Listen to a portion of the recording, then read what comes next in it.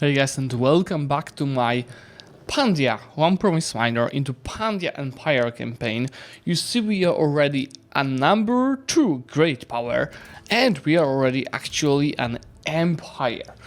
Goal for today is to continue going north, getting more of India, but I'm also thinking how to increase our trade income, because we have one of the most precious goods in game, actually three of the most precious goods in game in our hands: pepper, pearls, and amber.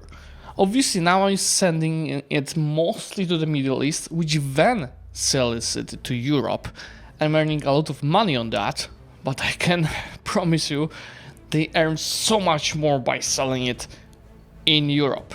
So we need to find our way to the Middle East to actually leverage that trade ourselves. And to achieve that, I'll actually start with building spy network on Jalarurids, as we will want to steal maps of Europe from them before I even get myself on these lands. But yeah, the game is going overall very good. 5 million population, 1,000 of base stacks, very good proximity and the control that we're having, and also very strong army. Very soon my truce with Vijay will end. See, it's happening in just 5 months. I really want to take over the market, which is big and strong, so I'll be having 3 marks in my hands. 4th one is in the hands of my subjects. It also should be a goal to annex them to increase the market access in these locations, but it will be hard to spread proximity over there for now. From the 3,000 that I'm having, I'm gonna start with investing that into universities that we just unlocked, so we can further spread our cultural influence, so we can become a cultural hegemon and unlock asymmetric area action. We just unlocked also military hegemony, so we have that 10% war score cost. I'll definitely use it against Vijay, because this, combined with the fact that I'm belligerent,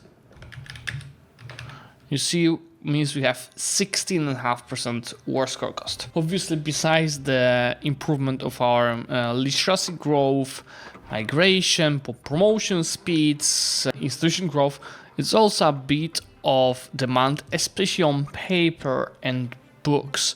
So most likely have to follow this up with some paper and books buildings. I actually discovered something that will be very useful information for us moving on. Because, you know, one of the biggest issues with decentralization is that subjects get you towards decentralization. And, you know, at one point you might want to get that proximity, because 10% is a lot. And funnily enough, fiefdoms and vassals take you towards decentralization, but our unique subject type, which is the Samantha, do not take you towards decentralization. So I might actually consider doing only Samanthas moving on. I broke all of the Vijay alliances, so that should be an easy target of a war. And let's see how much we can actually take with this war score cost stack. Obviously at this point I'm only using the standing army, unless it's really needed to have a bit of levies, not all of them, 100,000. Let me just, as usual, split the heavy cav from the sieging stack.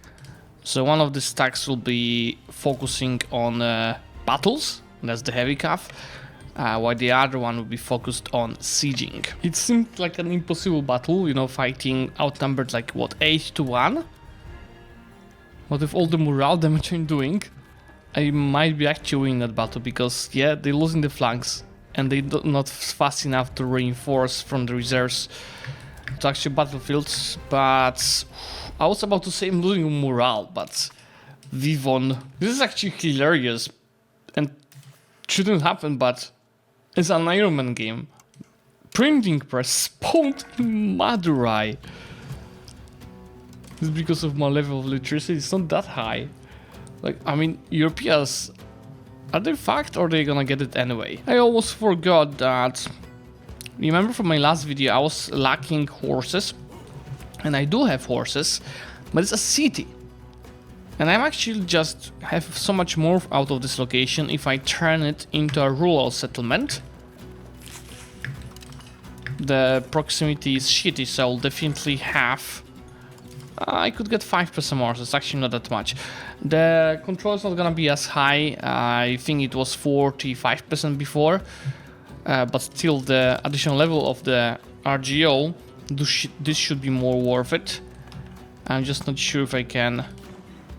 Yeah, I can get that 5% more proximity with a Bioleaf. So let me build it. I actually ran all the advances I had in plans for now. Still plenty taking nature, for instance, but I'll focus with getting the meritocracy ones that we just unlocked not so long ago, because these are all very useful. Efficiency of the cabinet, tax efficiency, monthly literacy, power projection, estate enrichment, trade efficiency. All of these are more or less useful. And since I'm taking advances from the old age, I'm also having discounts. You see, it's -8 of the cost. Instead of 25, they cost 17 to discover. Let's see, I think this is the first time I'm gonna steal maps. Never really needed it. Steal maps. I know I did not discover it. So do I need to remember a name? Anatolia? At least I don't need units next by, like I needed in EU4. Well, that's something. That's why I'm also building experimental work on LAM, so I'll be discovering the maps from this too. Look how historical Timurids we actually have. I mean, post-Timur Timurids. And this is not Timur, right? That went fast, 3 years, and we are already a cultural hegemon. Thanks to all the universities, and this is still rapidly increasing. To minimize the amount of the AE that I'm getting, I'm already using that guy for the diplomatic reputation boost. And with 16, and thanks to that diplomatic hegemon, that also gives me improved relations. So I can, improve more, which is really weird. Normally you can improve up to 220 for your subjects. For this one, for example, I can improve up to 400 with all the improved relation that we stacked. And yeah, that diplomatic reputation does help a lot to minimize the AE when piecing out. And all of these terrains, so getting the cost, as here's where I spread the proximity the best, plus these terrains, and as mentioned, Vijay. I can also take a bit of money. I didn't even look at the antagonism.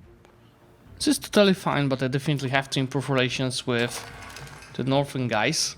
Like, I mean, Bahmanis cannot join the coalition, but like Orissa, Yunark, so they don't even think about joining it. Now in here I need to create a subject, just not in these two locations. I need to create it here, and as promised, that's gonna be the Samantha. Well, yeah, issue of Samantha, so I need to give them a character, and I'm gonna feed them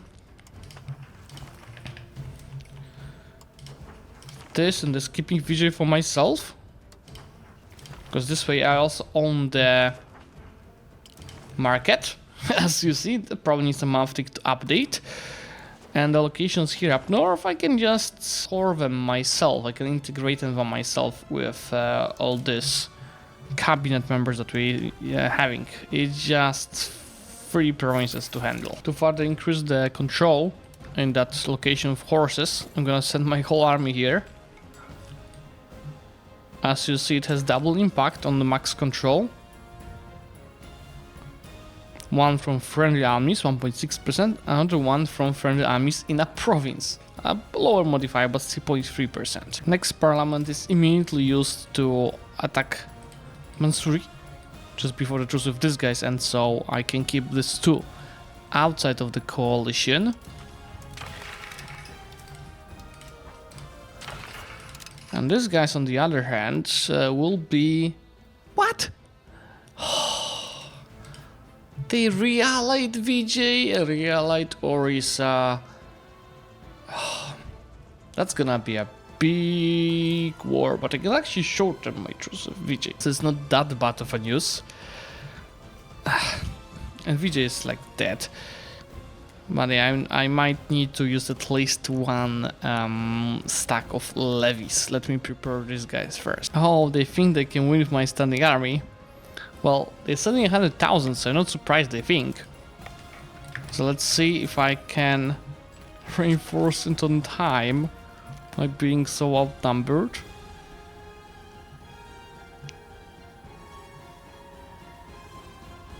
That's a battle on a -2.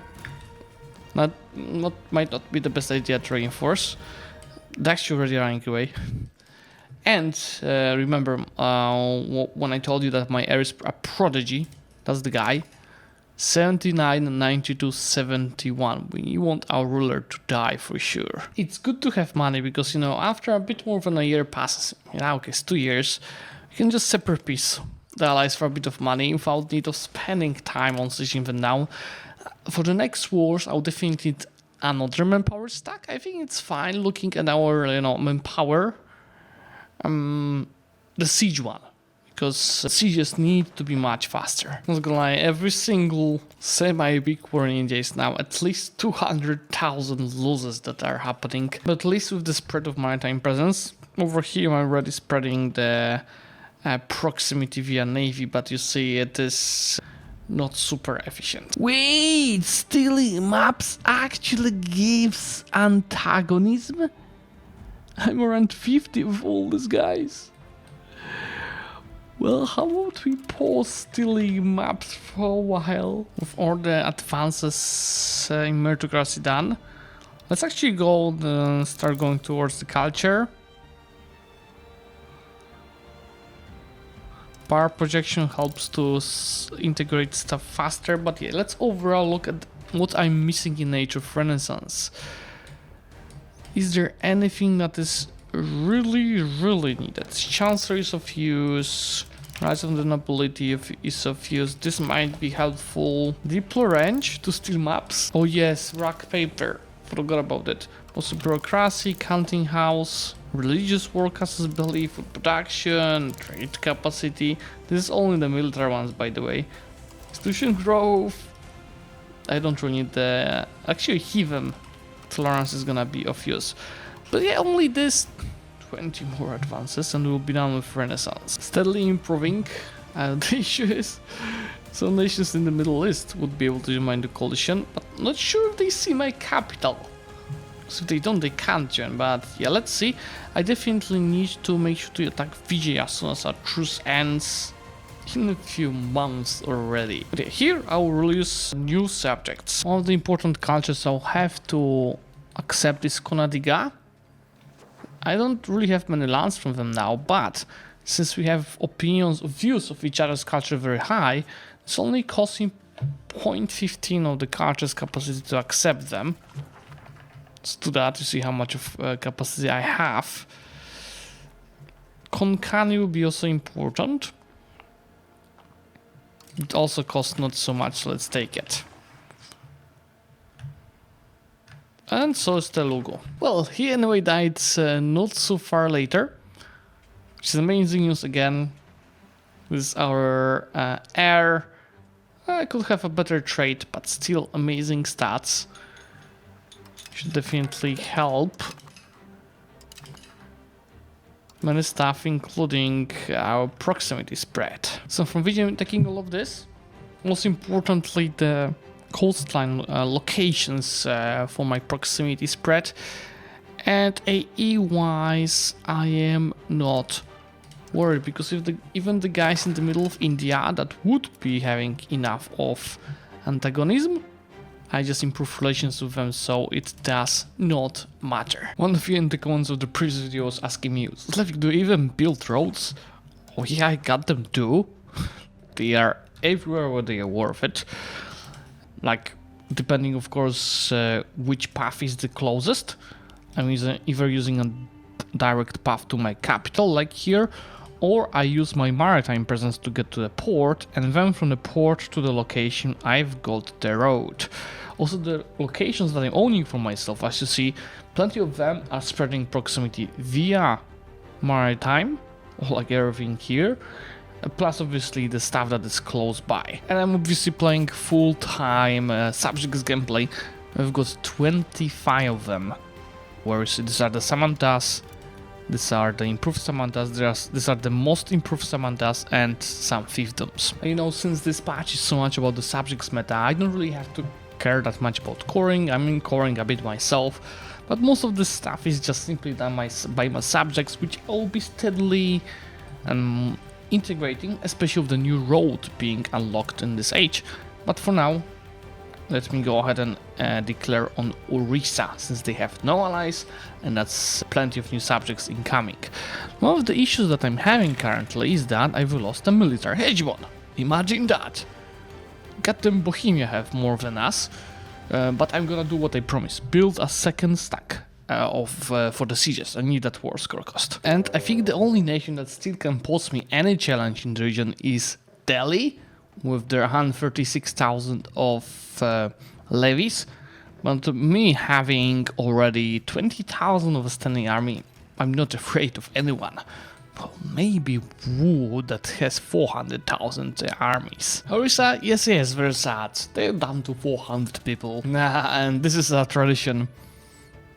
As soon as I told you they're out of armies, they not only allied, but also invited Mansouri to the war. With all the advances in previous age completed, it's 1464, I can embrace printing press. Reminder, it's spawned in our country, but I think it's separately developed in Europe anyway. Let's embrace it, and I'm pretty sure that's the branch that is the most interesting for us. Like, it starts with max literacy, but overall there, I believe, should be the new roads unlocked here. Look what a combination. Paved road, cabinet seat, our advance for the war score cost, power projection for the faster coring. Overall, there's plenty of good things around here, like speed of integration is also of huge use, urban building cost, pop conversion speed, building cost overall. This part is also super useful, like iron bonuses, efficiency of the cabinet, the workshops for paper and books, overall books output, lumber output. That might be finally the time when I get the lumber prices lower thanks to it, but also stuff for the weapons and naval supplies. 1444 tax base, and also our economy, like balance is really good to see, 350. And this is without taxing Brahmins. I'm saving all that money, obviously, for the incoming paved roads. 350, I was meant to say 470 of positive balance that we are having. And this is just crazy. I've got 33 subjects in this age, and I'm not even at half of my diplomatic capacity. I'll tell you one better, I'm not even paying at all for my diplomacy. Look, 257 is what I'm earning from the diplomacy, and I'm only spending 13. Let's try fighting Delhi. Keep in mind it's a rush of Delhi, so that's a hint to Delhi on the starting one. 200,000, even though almost 10,000 of a standing army. Am I sure I want to do that? Do they even have... they have access from Alva. Let's do that. Let's have a bit of a challenge and get a claim on Bahmanis to fix the borders. If unlucky, then unlucky. Remember my great ruler? Yeah, he died aged 42. So he ruled for like, what, 10 years? Is not tragic, but he's nowhere close to the level of the previous ruler. But yeah, anyway, I did not raise a single 1,000 of levies. Let's see if that's gonna be enough, because I have doubts, but you know, I just need to siege the Bahmani stuff and then we can just defend the battles and get the war score from that. This is actually crazy, but my subjects have around 170,000 troops combined. That's the neat part. Looks like Delhi is refusing to come here, and keep in mind they also have Bengal as a subject with another 120,000 troops. Or maybe they're just slow, but I did not see any of their troops. I've been only fighting Bahmani's troops. Here goes the paved road. Obviously, since we're a naval nation, it's not as easy to update all the roads as it would be as a land nation. Now let's see what is the overall cost. Did we get all the discounts? No. We need more sand for sure. Lumber obviously will be hard to decrease. But yes, let's try getting both of the prices down. We've got money. Oh, right. If a subject is disloyal, you can separate piece them. All the subjects are disloyal. The question is, yes, they will want white pieces. Just do it one by one to make this peace deal a bit easier. Oh, and it looks like I thought Western Malwa is the subject. That's why it was so easy, guys. Because Delhi lacks military access. But yeah, the only thing that I'm missing now to peace them out is getting their war enthusiasm lower. So how about we recruit our 200,000 levies temporarily to reduce the war enthusiasm to 22%, as I can take almost everything that I'm looking for. Oh, come on. This is the least I want to take. A few months they're gonna accept it. Well, if this guy's pissed out, can actually take even more. Oh yeah, I can take visibly more. Exactly 100% of the war score.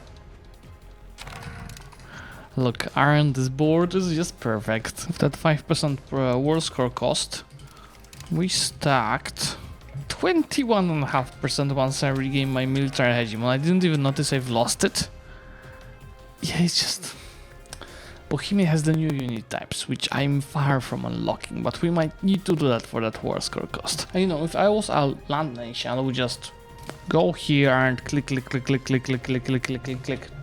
upgrade the roads. I'm not a big fan of the system because it's micromanagement heavy, especially when you're a naval based country, because I have to go to a location. Okay, find out what's the closest proximity, build the road. See, build the road. See, build the road. And I have to keep repeating this action. With the roads done, with hit over 2,000 of base stacks, and just the proximity is really decent. I cannot reach it here because it has to go all around Ceylon, but actually on the other side of the ocean is really good. Special locations with good natural harbor. I can see the proximity cost is pretty much at 0, and here I've got 36 proximity even though it's so far away. It's lovely to see that. I will keep improving this as well while conquering stuff. By the way, take a look that we've got a massive amount of income from diplomacy. The Pralana Mahasamantas are insane in money generation. To be honest, for war I don't really need to use any of my troops. My subjects simply bring 300,000 of them, but they don't have cannons. I do. I already hit 1,000 of the great power score. Amazing. And that's crazy, but who has 1,044? But this is because they have some peasants. Once they deal with them, I'll be far away. I just realized that one of our estates has a triple privilege that was there from the start. Sudra. Which is called means of production. 4% reduced production efficiency is massive. Plus going towards traditional economy, and we want to go towards capital economy in the long term. If we actually cancel this, their equilibrium satisfaction was really high, and I was even when I tax them at max, so this is fine. But look, 2272, 2,400, right away with the production efficiency change. And since I want to go towards capital economy, it's time to change the first come first served employment system to the most profitable first. And with these two changes, we are already just on, like you see, edge at 0. Is there anything else I could change here? Well, that mining law seems to be useless at this point. I'll have to change it later. And I'll definitely use one of these guys here with strong diplo stats.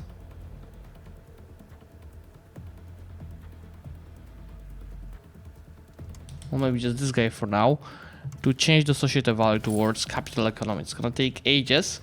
Let's just replace him with someone better. It's 0.18 a month you're changing it now, but it is worth long term. Obviously I'm first losing the effects that I'm having now, which is mostly raw materials output, but also food production and population capacity. But then I'm gonna have a massive amount of production efficiency for the next episode. Oh, some guys are disloyal. Maha Samantas are too strong.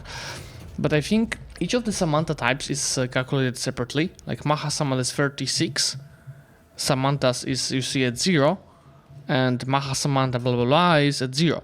So you just have to change a few Maha Samantas into Maha Samantha something. So let's do actions. Upgrade to Pradana Maha Samantha. And I actually don't plan to annex these two guys at all anytime soon. Remember, the highest level of the Samantas I cannot annex. So let's do this, guys. And see, that's already enough to get everyone else loyal, but I also do Buster once I get a diplomat. With all of the advances from printing press I was planning initially done, we gotta go for the military ones now, and we will rush training fields, but also arquebusers and new artillery, as well as new cavalry. Is there anything else that I really need? Military tactics. The section chance is also not bad. And the law. Oh yes, dry dock. Absolutely for our spread of proximity. But also House of Parliament from my memory is pretty useful. Yes. The cultural law. RGO size. Trading staff. And possible guarantee form. Plenty of useful ones in this section. And see, my for instance progress is really strong. And so is our literacy. Look how green we are compared to everyone else. Training fields is obviously under building for manpower. This one is only for the rural locations. It also creates plenty of demand that we will be leveraging. I actually didn't think about it until now, but when was the last time I had rebels? Not in the last century. None of them are loading. I actually don't know what I like. Is it just a combination of stability and legitimacy? And there's an unrest map mode, rebels map mode. Nothing. It's literally nothing available. I mean, it's all cores, all the right religion. Even if it was a different religion, I think I've stuck a decent amount of rounds of heathens. Well, yeah. Oh, yes. With every arquebusers, I might even be able to become a military hegemon again. It'd be close. I might need to recruit more of them, but war score cost is definitely worth it. Updating all of our stacks should be enough for us to take the military hegemony, but you see, barely. Also, interestingly, Rush of Delhi, which is one of our next targets, is not having that little of armies. As promised, I'm steadily stealing maps of Europe with one goal, at one point, to actually take over all of the trade over here, because we are indeed earning from pepper, but not as much as you would with the Europeans. I might have gone for a bit too many cities. Just look at their map. Because yeah, here I'm barely okay with, okay, now it's fixed actually. Here I'm okay with food, here I'm at 0 food, here I'm well with food, here this is not my market, but at 0 food. We just need to fix this one now, and I'm improving all the RGOs, building the rural buildings, and also making sure there are plenty of irrigation to maximize the food production efficiency. Dry docks should give me another 5% harbor capacity, more than I'm getting from the docks.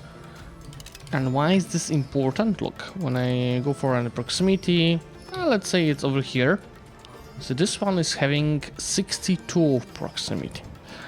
For example, when proximity goes through the sea and lands into the port, that's the last one here, you see one of the things that impacts this is harbor capacity.